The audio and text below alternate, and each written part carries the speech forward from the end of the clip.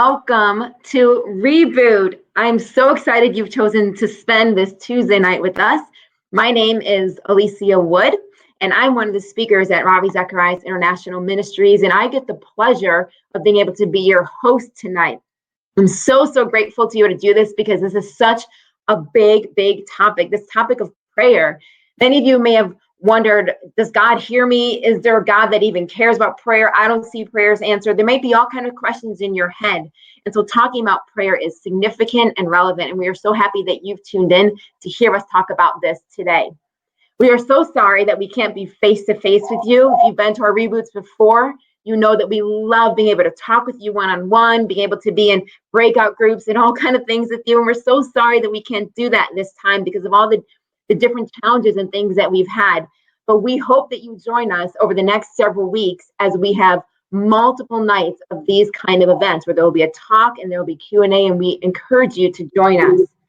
As you're probably aware, you just watched the video that just showed snippets of Ravi Zacharias' various talks, and you know that it has been a really hard few weeks for us here at RZIM. We lost Ravi fairly suddenly, and it's been just something that we've all had to process through. And so the last few weeks and even months haven't been easy for us, in addition to everything else happening in the world and in our normal lives. And so I can only imagine what the last few months have been like for you all. I mean, many of you miss a lot of school or the rest of the school year by now, and you've been home because of COVID. And so we want to kind of get a feel for how you're doing and how you are feeling due to these past few months of COVID. And so what we want to do is do a little poll with you guys. If you wouldn't mind just answering, how are you feeling? How are you doing during this COVID lockdown? Which of these best describes where you're at? Feel free to go ahead and answer that poll for us. And while we're doing that, I actually want to tell you that we are going to give away some Amazon gift cards. So I want to make sure that that is something that you all get to be a part of. And tonight we're going to do something really special because the winner of the Amazon gift card is actually going to be somebody who was the very first person to register in this chat room tonight. So if you were the very first person to register, you have an Amazon gift card coming your way. So at the end, we will have somebody from our office that will email you, and they will help make sure that you get that Amazon gift card. And we are so excited that you joined us tonight. With that said, if you've joined us for reboots before, I want you to know that there are no questions off limits, none. We at Reboot and at RZIM value all of your questions, all of them. If it might sound silly to you, it may not sound silly to us. If it might be stupid to you, it's not going to be stupid to us. With that said, I want you to know that you can ask any question you want. And you can see on the right there that you will have a section that says Q&A. Please feel free to write in your questions. And you can even vote on other people's questions. And whoever gets the most votes will kind of rise to the top, and we can see which questions are getting the most votes. Both Daniel, who's speaking tonight, and I will answer your questions.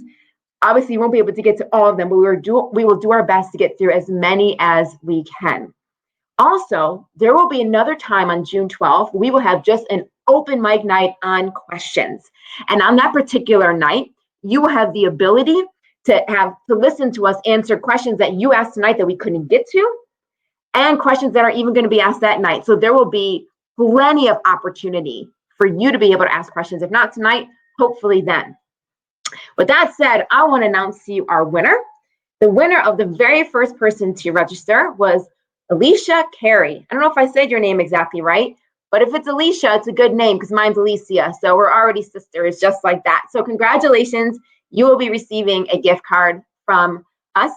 And so pay attention to your email for that as well. With that said, I want to turn the night over to Daniel. Now, before I have Daniel speak, I need to tell you some pretty fun things about Daniel. I think this is pretty cool. He worked 10 years, for some of you that's like half your life or more than half your life, 10 years in Parliament fighting human trafficking. He served as the president of the ice cream club. Maybe we'll have to dig into more of that another time. But their one purpose was to find the best ice cream and gelato shops in Ottawa. Okay, that sounds like a gift to be able to do that. I would have such a great time going from shop to find the best ice cream and gelato. He's been both skydiving and scuba diving, but he can't handle the rides at Canada's Wonderland. Okay, that's okay, Daniel. I think we still like you. But most importantly, he's married to his best friend, Alexandra, and lives in downtown Toronto, though he cheers for the Vancouver Canucks. So with that, we welcome you, Daniel, to speak to us on this whole topic of, does prayer really do anything? Thank you, Alicia, and thank you everybody who's tuned in from all across Canada and the world. It is such a privilege to get to spend our evening with you. Tonight's topic is, does prayer really do anything? And we're going to dive right in. But first, I just want to invite you again to be asking your questions. If it's on this topic, there's a greater chance we'll address it tonight, but feel free to ask questions on any topic. And like Alicia mentioned, after a few of these sessions, we're actually going to have one evening that's only Q&A. So I hope you can join us for all the sessions and for that. So again, thank you so much for tuning in. In early March, as the global pandemic transformed and canceled so much of our lives, Google reported that Google searches regarding prayer skyrocketed. Whether it's a global pandemic, systemic injustice, a friend who is sick, or an exam we have to write, when life gets scary, we often pray. Regardless of whether or not people believe in a God, it seems that there's a deep inner sense that there is something beyond the material world that can help us when life is overwhelming. Most of my extended family identify as atheists, but when life is tough, I've noticed they text me asking for me to pray for them. One of the questions many are Googling right now is, does prayer really do anything? One of my favorite people was a man named George Mueller. He lived in Bristol, England, and he ran an orphanage, but not the sketch kind of orphanage we often hear about. His orphanage had 1,700 children, and every child he cared for was honestly well cared for. He treated every child like they meant the world to him, because they did. But 1,700 children in an orphanage in the 1800s in England presented a lot of challenges for George. He didn't run a massive campaign trying to raise money. He didn't have his own PR team trying to show how cool he was. Instead, he humbly cared for his children and devoted himself to prayer. It is well documented, recorded for us in history, that there was miracle after miracle of food and provision that came through for him. Everything they needed was provided. You can read about it for yourself. It's absolutely stunning. One can find many examples of prayer answered like this throughout history. But here's one from my life. In December 2016, I got a new job helping youth all over the city of Ottawa. I didn't know how in the world I was going to be able to really invest in these youth if I was busing all over town. I prayed to God for a car. I couldn't afford one. Later that same day, I was at church and a girl came up to me who I hardly knew, and she said, "Hey, I was praying for you yesterday, and I just felt like I should pray that God gives you a car." The next day, less than 24 hours later, another friend who doesn't know that friend and hardly keeps in touch with me, doesn't know what I'm praying about, called me up to say she's going on a missions trip overseas and wanted to give me her car for the year. She didn't know I needed a car. She didn't even know about my new job, but it was exactly what I needed. For me, it was a miracle. This is one of a number of answers to prayer that I've seen in my life. Does prayer really do anything? Well, the first point tonight is that prayer does sometimes get answered with miracles. But when we ask, does prayer really do anything? I think it's easy for our answers to be too narrow. Prayer means speaking to God. If you were to ask me, does speaking to Alexandra, my wife, really do anything? Imagine if my answer was if I answered you by saying, yeah, I asked her to pass me the tater tots at dinner and she did. Yeah, speaking with Alexandra really does something. That would be true, but too shallow and so narrow in the answer to that question. The exact same is true when it comes to the question of prayer. Speaking with Alexandra sometimes results in me getting things like tater tots, but it does so much more than that. Speaking with Alexandra, communicating with her, is how we've been able to cultivate a fantastic friendship, a magical marriage. I think a lot of us know what fairly stale marriage is, but I'm grateful to say that my marriage is happy and beautiful. One of the reasons that my marriage is like this is because we've been willing to work through conflict. Conflict inevitably arises, and if people won't speak together and communicate leaning into the conflict, they can't work through it. They grow apart. I found this to be so true with Alexandra. that we've been able to not just survive with our friendship intact when conflict arises, but we've actually been able to deepen our friendship and cultivate our romance by working through and speaking about the tough stuff. The exact same thing can be said about prayer. If you read through the ancient pages of the Bible, you can see that women and men praying and asking God for stuff, just like I asked God for a car. But at the same time, you can see that when they felt disappointed in God, when they felt far from him, sometimes when they felt like he didn't even exist, they prayed to him. They lamented to him. They expressed anger to him, even at him. And in doing so, just like in the most precious of friendships, they found that communicating brings us closer to the other person, to the one we're speaking to. Does prayer really do anything? Prayer brings us closer into intimacy with God. This is the second point. Prayer brings us closer to God when we pray honest prayers. Now, these first 2 points, I realize, are kind of about ourselves, what prayer does for me, for my friends. But prayer is about so much more than me and myself. King Solomon wrote 3,000 years ago in Proverbs 28, a page of the Bible. Many men seek the face of the ruler, but justice comes from God. The Bible describes God as a light that shines in the darkness that the darkness cannot overcome. A huge purpose of prayer is helping bring comfort, care, and justice into the darkness and brokenness of this world. It's good and healthy to pray about our own situation, but prayer is also for others. Many of the great heroes who advocated for justice, from William Wilberforce to Martin Luther King Jr., were people who, as part of their activism, were steadfast in prayer. One of my favorite examples of this other-focused prayer is Nehemiah, a young man that lived about 2,400 years ago in what is now Iran. He worked in the palace of the Persian Empire, and he heard of these people in a far-off, remote part of the world, and it broke his heart. These people were victims of exploitation and brutality in the broken city of Jerusalem. He began praying every single day for their well-being. Every day, he prayed, asking God to break through today. And the days turned into weeks, turned into months. But day after day, he refused to give up. I can't help but wonder what it was like for Nehemiah, how tempted he must have been to give up, how tired he was to pray without getting an answer. But he refused to stop praying. He refused to give up.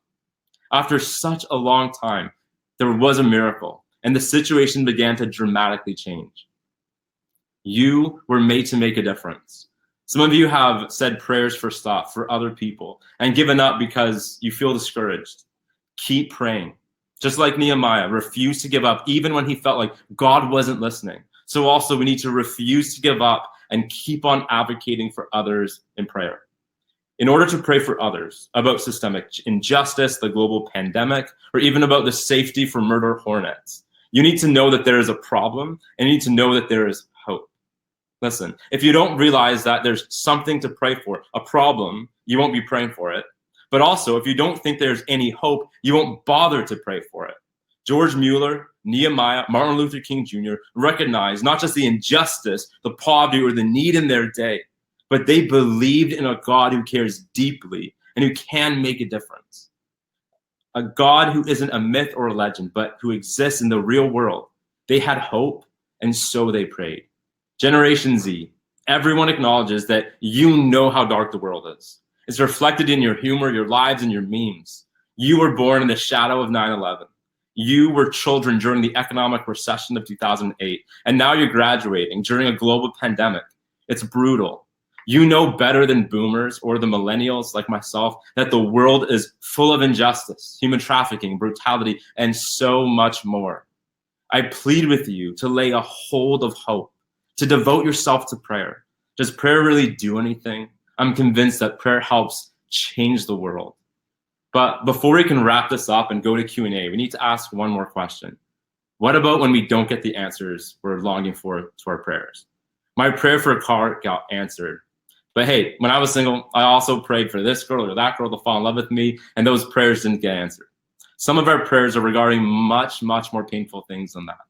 And it's so confusing sometimes as to why we don't get the miracle that we're earnestly praying for. I remember when I was 7 years old, my eyes didn't work so good. My parents took me to the hospital to have surgery in my eyes. The surgeon literally put a knife into my eyeball. I asked my parents again and again to not take me, not to make me go through that. I was convinced I would rather live without my sight than have to go through surgery. After the surgery, when there were stitches in my eyes, I was in so much pain and I couldn't see anything. I thought I literally must have had the worst dad in the whole world. But as you can see, as I can see now, my father knew what was best. So different than all other spiritualities and ways of praying. Jesus taught us to pray by praying to God as our Father. This is different than all other spiritualities and religions in the way that Jesus taught us to pray. This is because at the heart of Jesus' message, the reason he gave his life, died on a cross for you and me, was so that we can be adopted into God's own family and become his children, that you and I can belong to him. This is why I love prayer so much more than just sending positive vibes. Vibes are impersonal, energy, but a father, a dad, is someone you can know and belong to. Even though every one of us has done things that defile us, that hurt others and ourselves, we've done toxic stuff, it hurts God. He loves us and he gave his life for us. I'm glad my parents didn't give me everything I asked for. They are a little more wise than I am and a little more to be trusted than me. But God is a loving parent who is so much more wise than us and can be completely trusted with our deepest longings, our greatest pains, and our very selves. This month, I was praying for two people very close to me and my wife who were both sick. And I was asking God that they would get better. I didn't get the miracle I was longing for. It was so painful. They both have passed away. But I can trust God that he knows best. During Q&A and in the following nights, there's going to be a ton of opportunity to explore whether or not this God I've referred to is even real. I remember wrestling with evidence and finally being convinced that he really is good, that he really is the most incredible, steadfast, loyal, compassionate being in real life, in reality, that I could ever give my life to. I noticed that my pastors and my parents knew this God. And the way they talked about him with such love and awe was beautiful, but I knew I didn't know him. Does prayer really do anything? I remember as a teen going to my room and getting on my knees and praying again and again, saying, God, I need to know you for myself. You're too good to just be my parents' things, to be the God my pastor knows. I need to know you. There was times where I pray like, God, I'm not even certain if you're real, but if you are, then you're really the most extraordinary being. I need to know if you're real. And God answered that prayer. The invitation to entrust your deepest longings, your deepest pain, to look to God, not only for miracles, but for knowing him yourself, is an invitation he gives to us and to every single person.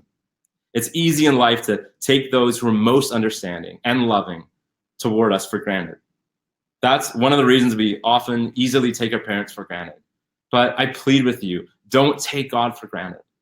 Embrace your call, your purpose to be someone who comes so fully alive in advocating for others and being an advocate against injustice and caring for the broken in your city, in your school, and around the world by being steadfast in prayer. Does prayer really do anything? Prayer invites us to know God, to join him in being a light in the darkness. It's an invitation to know God personally as our faithful, steadfast Heavenly Father. Well, thank you so much for listening, and I want to invite my friend Alicia back up, and we'll spend the rest of the evening taking your questions. As Alicia comes up, I just want to share a fun fact about her. She shares some about me. Alicia is an American. She lives in America, though she travels all over the world. But though she's an American, she actually is like an incredible hockey player. She's been playing hockey for more than 20 years, and she follows the NHL passionately. And, even though this REBOOT Canada, this is our first evening, it's just such a privilege to have Alicia with us. And so, Alicia, welcome back. Great. Thank you so much, Daniel, for helping us to process through some of this topic of prayer and some of the questions that we have. And wow, guys, you have put a lot of really good questions. You really took me seriously when I said there's no question off limits. I've had the chance to look through a lot of your questions, and they are amazing. So Daniel and I are going to just start, and we're going to do the best that we can to get through as many of the questions as possible. But before we do that, I want to actually give away another Amazon gift card. But this time, you just heard Daniel talk about what a hockey lover I am. So this time it is going to be a hockey question, okay? So you have to get there. I'll give you a hint. There is 4 different names that you're going to have to put for this particular question. And the first person to get all 4 right will get another Amazon gift card. Your question is, what teams did Tim Horton play for? You have to get all 4 to win. What teams did Tim Horton play for? Go ahead and write your answers in the chat box. And the winner will be able to get a special Amazon gift card. And just because somebody asked me what team did I cheer for, I hope I don't turn you off, okay? But I am a Boston Bruins fan. So I know I can hear the groans, even though I can't hear your microphones, I can hear the groans. But yeah, I am a Boston Bruins fan. I lived in Boston for 4.5 years, and there you go. It's what happens in Boston. Just like in Canada, you live, eat, and breathe sports and hockey and those kind of things. So yes. So the winner of this particular Amazon gift card is Samantha Martinez. So congratulations, Samantha. Well done on getting all 4 teams right. I see everybody's, man, you guys are answering this quick. There's a lot of answers being thrown up. Just for the record, it's the Leafs, the Sabres, the New York Rangers, and the Penguins. Those are the 4 teams that he played for. So congratulations, Samantha. We will email you afterwards so you can receive your Amazon gift card. Once again, I just want to remind you guys that there are upcoming talks, reboots that we will be doing. It is not just tonight. We will have another round on Thursday, and we will have several more over the next few weeks. You can see that Identity, Who Am I, really is going to be done by Lou Phillips on Thursday. We've got one on the coronavirus, and we have one on social distancing, a phrase that many of us have used more times than we ever thought we would in our entire lives over the last few months. And then, of course, we will have our live Q&A where we will be answering questions the entire time. So with that said, let's go ahead and jump into Q&A. So Daniel, there's a lot of questions here, but I think that we should start with the first one, or the one that got the most votes. And so maybe I'll jump in and tackle this one. And then Daniel, if you want to add anything or jump to another one, you can, because I also have a second one already lined up. So this one is, why do I get nervous when praying with people when I don't when I'm by myself? So why do I get nervous when praying with people when I don't when I'm by myself? That's a good question, okay? Because it's one of those things where there are sometimes in life, guys, where there's something that we do with people that we're completely okay with, but the minute you change the environment, we're all of a sudden not okay. So here's an example. If you're hanging out with a group of really close friends, you're fine. You're talking to them. It could be 10 friends and you're fine. You're talking to them. But if somebody was to put you on a stage and put those same 10 friends in the front row and you're on a stage with a microphone, you might feel nervous.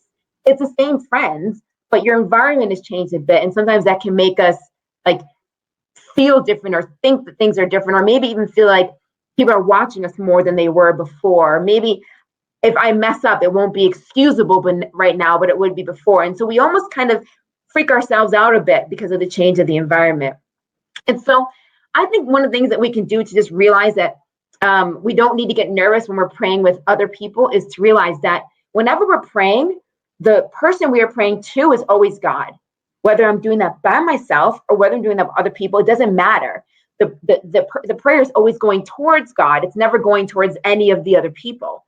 And so if my prayer is always going towards God, then it doesn't really matter if it's just me or if there's other people there, because actually nothing that I'm doing is going to change. What happens is we start to think of, ooh, did I say a big enough word? Or did I sound really smart in this prayer? And then maybe these friends are going to like me more, or they won't like me more. And we need to not worry about those kind of things. You know, what ultimately God wants is for us to talk to him, for us to communicate to him. And what's going on with the friends around us doesn't matter. It doesn't matter if they thought I gave the worst prayer. All that matters is God heard my prayer, that he loves it when I pray, that my prayers mean something. That's what matters at the end of the day. So if you kind of one of the people who gets nervous when you're praying with people, but by yourself, just maybe do a little shift in perspective as to where is your prayer directed towards, and realizing no matter if you're by yourself or in front of 1,000 people, you're still talking to the same person. So with that, oh, go ahead, Daniel. Did you want to add anything? Oh, so I just think about being in class, and I'm just one of those students that when there would be a time to ask the question, like I ever asked a question, I felt my emotions dry, and like my heart would be beating, and it was overwhelming. Whereas just like chatting with someone one-on-one was never a big thing. So I just want to encourage whoever asks this question and all the other people like myself who can so relate to this question. That it doesn't mean there's anything like spiritually broken or wrong. It's just, as he was saying, it's very normal. And the more that you step outside your comfort zone, it takes courage, but do it. The more you step outside your comfort zone and pray out loud in front of people, the more that you're going to be able to stop stressing about it and just be able to just be. Excellent. Absolutely. Thank you for adding that on there, Daniel. All right. Another one. How do you know that God has answered your prayer and it was not just fate? How do you know that God has answered your prayer and it was not just fate? Daniel, this one has 37 votes. It was the second most popular question. Do you have any thoughts that you kind of help us as we process through this particular question? Thank you to the person that asked it, 37 people that voted for it. I think that if you only ever pray one time and it works out, then you might wonder, is that a coincidence? Is that just, as you asked, is that just like fate? But if you're someone who is seeking to make prayer a daily part of your life, which I really believe is what human beings were made for that, and you're able to see that it's not just once or twice, but you see answers to prayer here and there. Again, many times it's like my request to not go through eye surgery, like we were praying for something and we don't get what we wanted. But if you're someone who is praying a whole bunch on the regular, you're going to eventually get to that place where I've come to, where I've seen there's no way that this is all just a coincidence. Like I said, that like my story with the car, like again, if that was the only one, but there's been so many situations. And George Mueller, you can look him up. You can look him up on Wikipedia. He's a well-known figure in history, but it was time and time and time again for his orphans, where he was praying that the food would be provided, and all of a sudden, like literally, this like huge cart broke down in front of the house, and it was like filled with bread and stuff. And the guy was like, "Oh man, I can't get my cart fixed in time. Bread's going bad. Here, you can have this." And they were about to have breakfast. Yeah, it was just perfect timing again and again. So I'd encourage you to pray and to be specific when you pray. Don't just pray for if you always pray for like, God, today give me a good day. Except for 2020, you're gonna have that prayer answered quite a bit. But if you're daring to pray for specific stuff, I think that you'll see what I've seen, which is that it's more than a coincidence and it's definitely more than fate. Like there's a God who's hearing us and who is working miracles for our good. Excellent. Thank you so much, Daniel. Okay, so it seems like we have a few more that are in the 30s for voting. The third most popular one, although it looks like it maybe moved to the fourth, is how is Old Testament violence justified?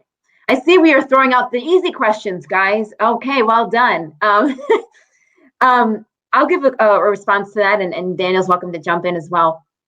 You know, this is a really popular question because I think oftentimes we look at the God in the New Testament and we look at Jesus and we see a God who is so loving. And we see a God who's so merciful, and we see Jesus forgive people's sins and just extend so much grace to people. But yeah, we read the Old Testament and we see this whole picture of a God who seems like a monster, and he doesn't seem like he's loving at all. He just seems like horrific. But yet Jesus is God. So how is it that there is this differences in God between what's the new and the old and this kind of stuff? One thing I want to point out here is this. Whenever you're reading something in the Bible, you never want to read a verse or even 2 or 3 verses or even a chapter without reading the whole larger context. The Bible was not written in 2020. It wasn't even written in 2000. It wasn't even written in 1900. It was written thousands of years ago. And as a result, we're dealing with different cultures, we're dealing with different contexts. And so oftentimes we read something and we immediately assume we know what it's talking about, what it's saying, but we actually haven't done the work for the context and the culture. And so really quickly, so that I don't use up too much of your time, let me just kind of summarize a little bit about what's happening here in several Old Testament passages, so you can get a better understanding. Number one, God is actually carrying out judgment on people for evil things that they're doing wrong. And in fact, the Bible actually says that God waits over 400 years until their evil has gotten so bad that he's actually going to intervene. And so he waits until they do enough horrible things where he says, I can no longer sit by and let this continue on. And so he acts. And they were doing horrible things. They were mistreating animals. They were mistreating each other in marriage. They were mistreating each other as human beings. They were even harming their children and offering them as a sacrifice to God. It was really horrible things that they were doing. And the reality is that at some point, God is going to say, if God is good, he's going to say, I cannot continue to let a bunch of evil things happen without me doing something about it, without me impacting things in this way.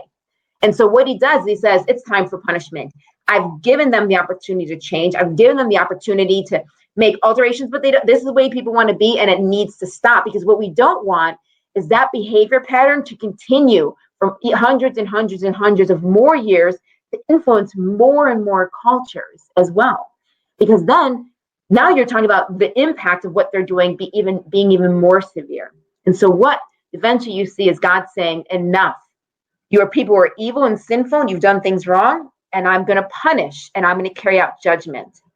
Evil, sinful people, punishment, and judgment. What's interesting, guys, is that when you fast forward to the New Testament, you see people who are still evil and sinful. But what changes is that this time in the New Testament, unlike the Old, in the New Testament, you have Jesus who takes the punishment and the judgment instead of the people for the evil that they've done wrong and the sin they've done wrong.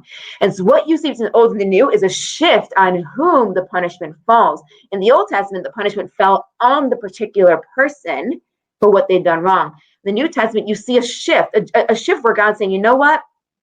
I'm now going to take the punishment on me. Jesus takes the punishment for all of the sins of mankind. No more do people need to sacrifice animals and those things, because he is taking the sin for everybody on him. And so you have a God of love and a God of judgment, a God of mercy, a God of grace, a God of forgiveness. In both testaments, the same God. But what changes is on whom the punishment falls. The reality is that God hates evil. He hates evil and he deals with it. And we wouldn't want a God who didn't deal with the evil that we see in the world around us, or even that we read about in some of our books in school. So hopefully it gives you a little bit of information as to some background behind that question. Lisa, your ability to pack so much into a few minutes is absolutely awesome. For those who want more, I have an invitation and some resources for you, and I'll just keep my remarks to this. A book that has helped me with this exact question, Sam, I think you're the one who asked the question, Sam from Moncton, is this book, Is God a Moral Monster by Paul Copan. It is so good. And this isn't just like some rant. This man is a professor who has devoted his life to studying these questions. It's so good. Another one, questions less about violence, more about like sexuality in the Old Testament, is right here. I'm working through. Comes highly recommended from my colleague Joe Vitelli. It's a big book. This one is a lot easier to do. This one is called Flame of Yahweh, Sexuality in the Old Testament. Again, looking at some of the toughest passages. And then the invitation is that on June 14th, I'm going to be speaking through Zoom to Scarborough Chinese Alliance Church. And because of Zoom, Sam, you're in Moncton, and my friend who's tuning in from New Zealand this morning or evening, whatever time it's for you there, you can tune in. And so just write to our team and we'll get you the details. That's June 14th. And yeah, we're going to be spending not just a few minutes, but the entire talk is going to be on the toughest passages of the Old Testament, beginning with looking at the most like specific and intense in situation of violence that you're talking about in the Old Testament, and then looking at other questions that are tough in the Old Testament. And then we're going to do a full hour Q&A devoted to this one question, Sam. So if anybody is interested in that, join. It's going to be myself and my colleague Lara Buchanan, who comes all the way from South Africa, and it's going to be an extraordinary time. I'm starting to sound like an infomercial, so let's go to the next question. Okay, no problem. So we have a couple that are tied for number one right now. So Daniel, Let's do this one here from Bonnie. How do we know Christianity is the right religion when there are so many others out there? Such a good question. That's such a good question. In my own journey, and I can't answer this for everybody. Alicia, if you want to share your own story, do. For me, there was a number of different questions I was considering when I was really wrestling with exactly what you're asking. In a world of 10,000 religions, why Christianity? And so in my journey, I looked at the Bible versus the other apparent sacred texts. I looked at a number of things, but the centerpiece for me that brought me to the place where I was able to say, this isn't just something that my parents believe. This isn't just something I'm hearing some Christian speakers say. I actually am convinced of this. Centers around the historical question of, did Jesus actually die and rise from the dead? Because as you know, that's not something that we see in everyday life, people rising from the dead. And so when we see that that there are eyewitness accounts, my degrees are all in history. That's one of the reasons I struggle so much with my faith, because I had grown up like believing in God, loving God, and then I got to this place where I was like, is this God I love actually real? And I was ready to walk away from my faith. For a couple of years, I wrestled through this in university through studying history. And in history, whatever you're studying, you're looking for eyewitnesses. The closer that the sources you have were to the actual event, the more they can be trusted. You're looking for hostile sources, not the kind of sources that are going to flatter or have anything to gain by saying something happened. You're looking for a hostile source that really has everything to lose by recording for us, hey, that happened, though I wish it didn't. You're looking for sources that one wouldn't fabricate. In first century Israel, if one was trying to convince you that what they were saying was legit, maybe they would lie to you and say, like, this rabbi said this happened, or a priest saw this, or a scribe. But it's really sad to me, and I hope to everybody, that women were not really valued in that culture. Yeah, it was not okay.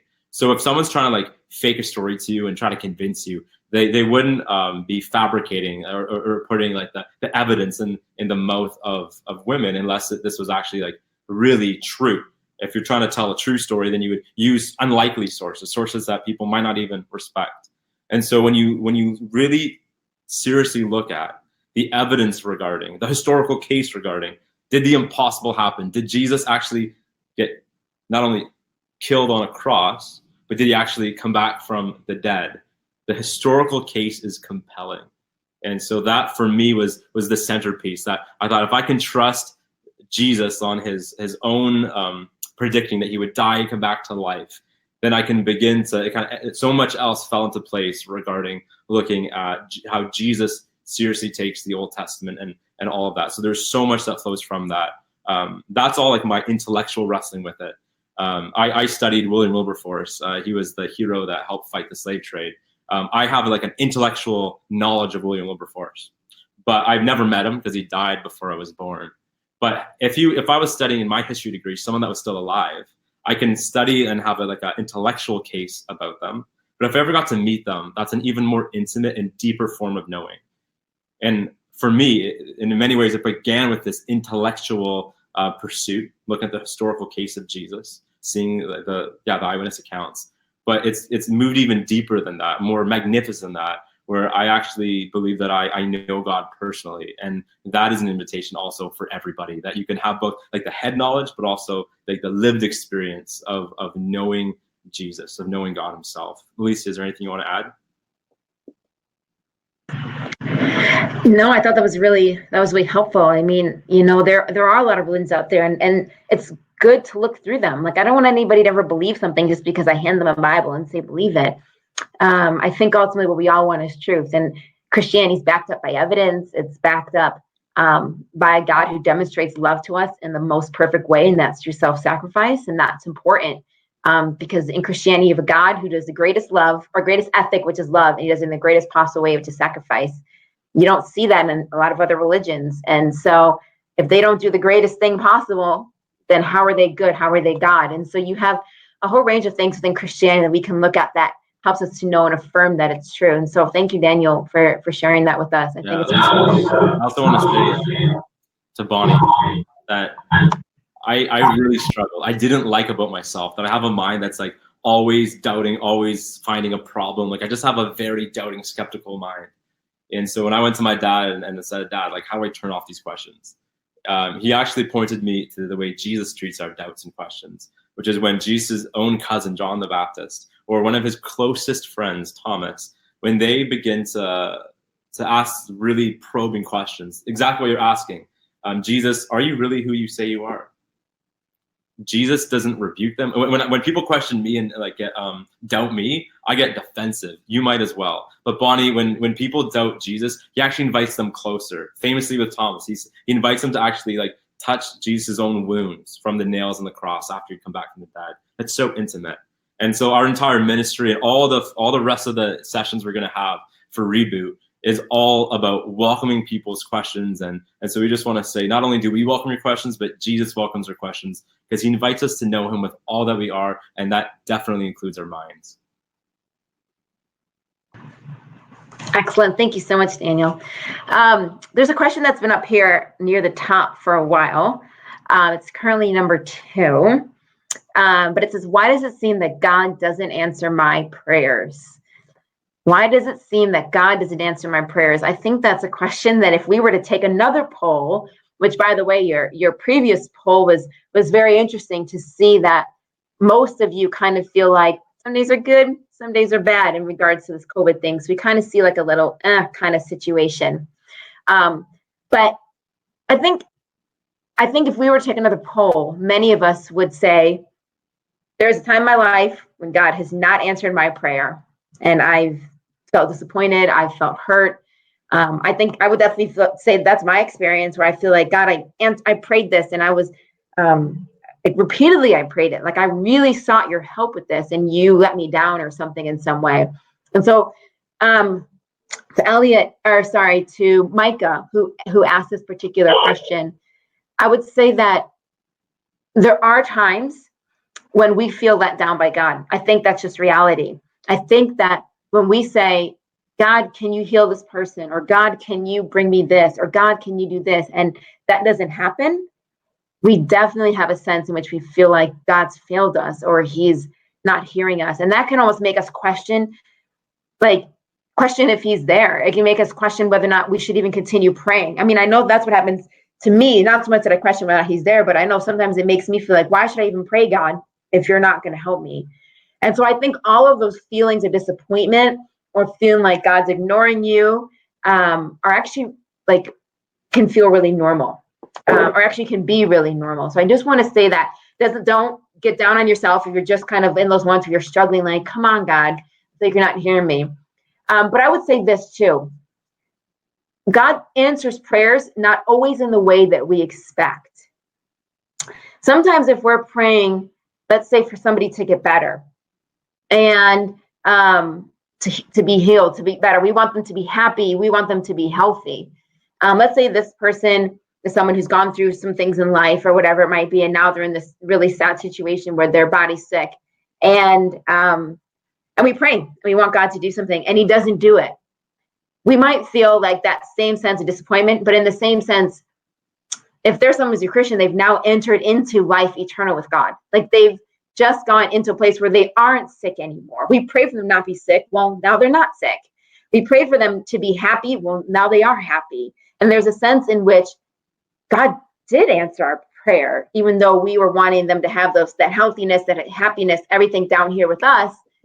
He also answered it by giving it to them, but it wasn't with us. There's times that God answers our prayers in ways that we don't always realize, that we don't always see.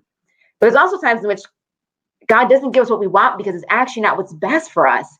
If any of you have like little brothers and sisters who are like 3 or 4 or 5 and they want certain things, maybe they want to eat, their 10th piece of gum for the day, and you're like, you can't have any more. Like, I know you want it. I know you keep asking, but it's actually not what's best for you.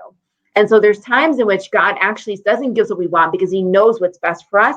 And even though we don't realize that 10th piece of gum is going to hurt us or isn't healthy for us, he knows. And so he keeps all of that he's considering and he's keeping in mind when we're praying, and we just don't know. I think what's helpful for me is to always remember that we see life like through a paper towel tube. So you have a paper towel and you hold it up to your eye and you look around the room, you're going to see about this much of the room. And you take it away, and what do you see? You see the whole room, okay? But our lives are all spent looking to that paper towel tube. That's all we've been given to see. God always sees the whole room. In fact, he sees outside of the whole house, okay? So he sees beyond all that. He can see through the walls. So there's a sense in which our vision is so limited. And so what may seem good, what may seem right, what may seem fair, what may seem just to us, isn't when you take down that paper towel tube and we see the whole room. And I often wonder if one day, if I get to ask God a particular question about life here, he shows me the whole room and I can see that my unanswered prayer was actually the right thing that he did. And so because I've now been able to see things, the whole full picture. So those are some thoughts I would have on that. And I just understand that sense of disappointment. I understand that sense of just feeling like, God, where are you? But understand that the Bible says that the prayers that people pray actually matter. They actually matter. And so I pray them anyways. And that's what I'm going to hold on to, even if things don't go the way I want. Thanks, Lisa. So good. Next question. All right. So what I have here is from Elliot. Does praying the same prayer several times make it more effective? Does praying the same prayer several times make it more effective? That's a great question. Alicia, I don't know if you're able to, I'm hearing a bit of feedback. So if everyone else is hearing feedback, I want to say thank you for staying with us. So does praying the same prayer make it more effective? That's a great question. You heard me talk about Nehemiah, and we pray the same thing day after day. When I just, Alicia, I'd love your thoughts on this, but I'll just briefly say that when I look throughout the Bible, which another great question would be, why take the Bible seriously? If you ask that question, I think you'll probably see that there's some magnificent reasons to take it seriously. And so if we take it seriously and look at the Bible, I can see many examples where people were like continuing to pray steadfastly day after day for stuff. Prayer, we need to remember, is not at all like magic. In fact, it's the opposite. In magic, there are people who actually seek to practice like witchcraft and magic. And in magic, you're trying to learn certain incantations and things that you can do that make you the master over nature and the world. And so it's an equation. You say this, you'll get this result. Throw an eye of a newt and whatever, a drop of a dandelion, and say some words, and I don't actually know. But in prayer, it's not about learning an equation to become the master. We're actually like children asking the master, our Father, our Heavenly Father, for stuff. And so it's important for us to remember that it's not that if I pray a bajillion times, that if I pray this much on repeat, that I can force God's hand. We never force God's hand.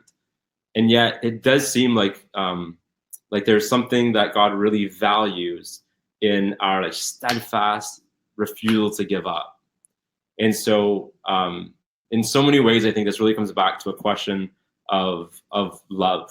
And so one of the things that I pray, Elliot, again and again and again on repeat, every day, is for these children in Cambodia. It's on my heart. There are hundreds of thousands of children in Cambodia who are victims of human trafficking, 4 and 5 years old. And for whatever reason, when I heard about that in the news years ago, it just caught my heart. And so just about every single day, I am praying for them, for those who are working to rescue them, for those who are working to rehabilitate them. And I see examples in the Bible that there's something about the steadfast prayer that seems to be very precious to God. And I think partly it's because God really values our hearts. And he's not a vending machine. He's not like our butler that we just order around. If anyone has a butler, I hope you don't just order them around. But he's not like that. He actually cares about our hearts. And we sometimes flatter ourselves by saying, oh, this means so much to me. To say one prayer, forget about it. But there's something about bringing our prayer to God day after day. I think that you end up not only inviting God to see how much you care, but you'll actually begin to see how much God cares about that. And so with all of that, I just think there's something meaningful, and there is something about making a difference. So all my words are to say, Elliot, and to everybody, I want to encourage you to be people who do steadfastly pray. Alicia, would you like to add anything? No, I think that was great. Thank you so much. And we have time for one more question. But before I get to that question, I just want to remind everybody, I know you've been enjoying this so much, and so I want to see you again on Thursday, June 4th, where Lou Phillips will be speaking on identity and purpose. And so with that said, I want to ask you, Daniel, one more question. I'll see if I can find it because it's moved here. But this one is from Karen. And Karen says, how do you know if you are truly a Christian? How do you know if you are truly a Christian? And as I've been looking through some of these questions, there's been several on like, I'm doubting, or I'm angry, and these kinds of, how do I get over my doubts? So maybe something along those lines of, how do we know if we're a Christian, and doubting, and all of those kind of things to close us out here? It's so good. Karen, check 1, 2. Karen, that's such a good question, and it's something I struggle with a lot. I know that some of you can relate to the following. When I grew up, I don't remember ever, like, I don't remember a time where like I didn't believe in Jesus, and then when I all of a sudden did believe in Jesus, like as early as I could possibly remember, like I was like pretty passionate about my faith. I did have that time where I was really wrestling with my faith and really ready to walk away, but I didn't walk away. And so growing up in the church, like some of you have, you hear all these profound testimonies. Like my best friend Alonzo, who you guys will get to hear from, I think next week, who like was in drugs and crime and self-destructive decisions, didn't believe in a God. They got convinced of a God, prayed, gave his life to God, and like everything changed. And you see that, and then you look at yourself, and you're just like, I don't. So there's a number of us on the call tonight who I am sure have like prayed what people call the sinner's prayer, like many, many, many times, hoping that like this time it works and you'll be convinced that you actually are saved. So what helped me? A couple things helped me. One is there's a book toward the end of the Bible that's part of the Bible called 1 John. And the author of 1 John, he's one of Jesus' close friends. He's known as the disciple whom Jesus loved. He had such a close friendship. And he wrote the book. It's very short. It's like 4 chapters, I think. And he wrote the book saying that so that we can have confidence that we really are saved, that we really know God. And so I would encourage you to read through that. You can read through it multiple times, like anything brilliant. You'll learn more the more you read through it. But I'd encourage you to read through that and to prayerfully read through it. God, would you really speak to my heart? Second, Jesus talks about faith as small as a mustard seed. And so one of the mistakes I was making as a teen when I prayed like the sinner's prayer multiple times is I was trying to muster up to have like big enough faith that I could be able to feel like, oh, I have enough saving faith. But even just like a shred of faith where you're saying, Jesus, Jesus, would you forgive me for my sin? Would you be the Lord, the King of my life? I give my life to you. Like that is a prayer that I believe God treasures. But ultimately, being a Christian isn't an invitation to say a prayer one time and then you're saved, but it's an invitation to live life surrendered to God as imperfectly as we do that.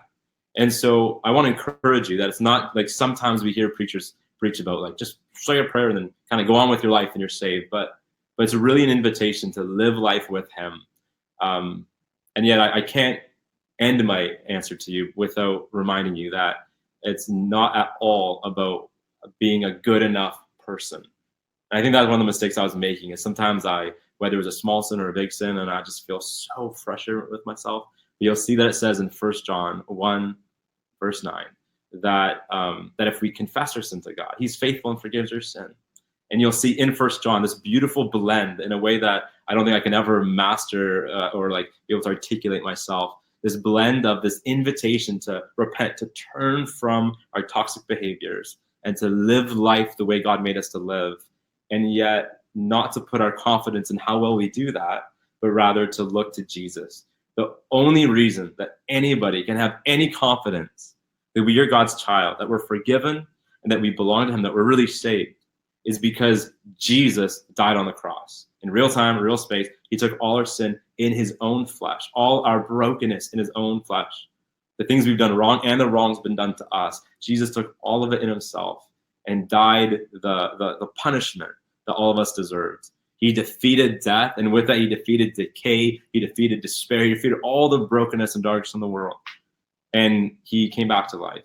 And so he's alive today, and being a Christian, therefore, is not about trying to figure out how to embody the teachings of a long dead prophet, but rather it's an invitation to live life with God. Anyways, many words. Alicia, I wonder if you are able to distill that to something a little more clear as we wrap up tonight.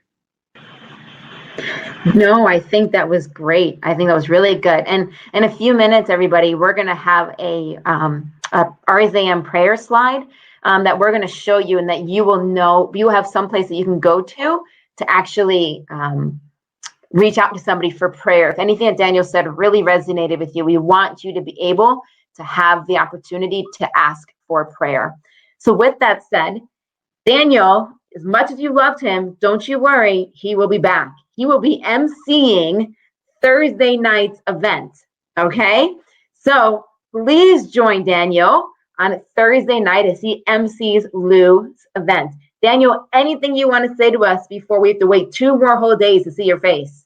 I do, because it was such a good, I'm getting a lot of feedback, and you might be as well. But I just want to say, so Romans 10:9 is another piece of the Bible that addresses this question, where it says that if you confess with your mouth and believe in your heart that Jesus is Lord, you will be saved. And so it's just what the Bible is trying to do in all sorts of different passages of poetry and prophecy and the writings, is to make it really simple for us, that it's just not about trying to clean up your life enough, but it's really just a free gift we receive from Jesus. And yeah, I guess we've said this already, but we want to say it again, because it's the most important thing I think you can hear all night, is that God welcomes every one of us without complication to be his child. We just need to just so simply by prayer say, Jesus, I want to be yours. Forgive me for my sin. Be the king of my life.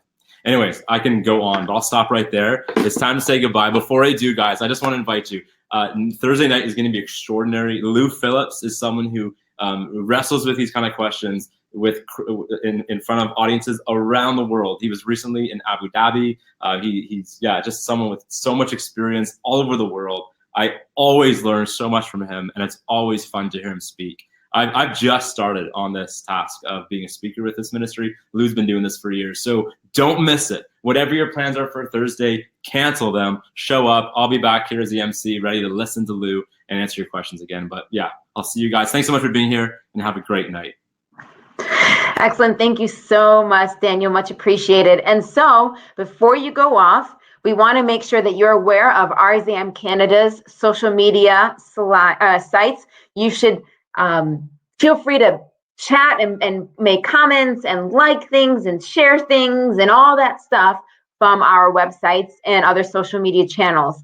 As well, as you've already seen, both Daniel and I are engaged on social media, so you're welcome to follow us on Twitter or Instagram or Facebook or whatever it might be, and see what we have there as well. Also, we want you to know about something called RZIM Connect. RZIM Connect is our online global community of people who just write in and say, look, I have a question. And maybe I live in, let's say, Africa, and I ask a question and somebody in Peru might answer my question. And so it's a whole community of people who can ask questions and answer questions. They can pray, they can share stories, all in this field of Christianity and apologetics. So we encourage you to join. It's completely free. You won't have to borrow any of your parents' money. It's completely free. So we want you to join RZIM Connect. And it's a great way for so many questions we didn't get to today. And we'll get to some more on June 12th. But RZIM Connect provides the opportunity for you to go on there and ask your questions as soon as possible. So take advantage of rzimconnect.org and do that if you can. Additionally, we have our RZIM Academy, and that is our online training course. If you actually sign up and register today with this particular code you see right down there on the slide, you will receive 20% off. 20% off. It's going to kind of take you an Apologetics 101. Look at these issues of morality. Look at these issues of identity. Look at this issue of who really is Jesus. All of these kind of questions it will talk about. And so we invite you to jump on there and explore that as well. Additionally, if you need prayer, as I said earlier, you heard what Daniel was saying when he was talking about, what does it mean to be a Christian and how can we connect with God? Please, please, please, please, we would love to hear from you. You can go to that prayer@rzim.ca. You can email that. And if you need prayer, if you're saying, look, can somebody just talk to me more about knowing Jesus? Then feel free to go there and do that so that we can reach out to you, we can connect with you. Also, of course, as you heard me say, we have another talk on Thursday, June 4th at 7:30. Identity, Who Am I Really? Featuring Lou Phillips. And I actually have a special surprise for you because Lou is actually here. Lou, can you say a little hello to us so that we can kind of get a glimpse as to who you are and maybe say hello to you in advance of seeing you on Thursday? Hey, Alicia, can you guys hear me? Great. Well, thank you all. That was a great talk by Daniel. I was very grateful to listen in. I think Daniel pumped up my resume a little too much, but I am excited to be talking to you guys about identity. If you're anybody like me, I think this question of who am I really is a question you've wrestled with a lot.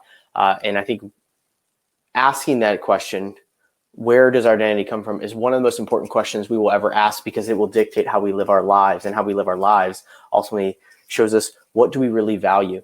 And so I'd love to see you guys on Thursday. Thank you so much for tuning in, and I look forward to seeing you then. Thank you so much, Lou. And that wraps us up for tonight. We will see you all this Thursday for Identity, Who Am I Really? At 7:30 with Lou Phillips and Daniel as well. Thank you so much for joining us. Have a wonderful evening.